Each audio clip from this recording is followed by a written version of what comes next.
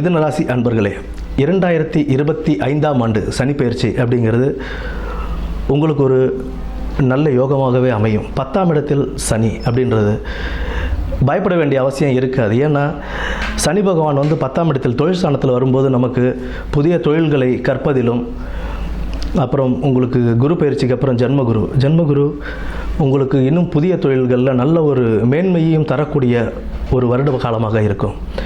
மிதுன ராசிக்கு 2025 சனிப்பெயர்ச்சி அப்படின்றது ஒரு நல்ல ஒரு ஸ்தானத்தையே உங்களுக்கு கொடுக்கும்.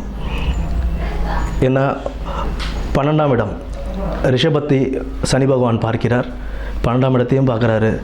ஸோ உங்களுக்கு தொழில் ஸ்தானத்துலேயும் நல்ல ஒரு உயர்வை கொடுப்பாரு. 12ஆம் இடத்தையும் பார்க்குறாரு.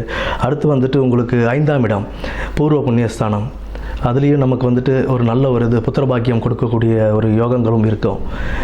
குரு பயிற்சிக்கு அப்புறம் உங்களுக்கு நல்ல ஒரு தெளிவும் பிறக்கும். பின்னர் தனுசு 8ஆம் இடமான தனுசு ராசியையும் பார்க்கிறார்.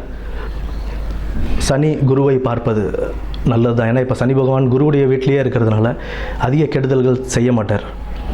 அதனால் நல்ல ஒரு சனிப்பெயர்ச்சியாகவே யோகமாகவும் நல்ல லாபகரமாகவும் இந்த சனிப்பெயர்ச்சி அமையும். நன்றி.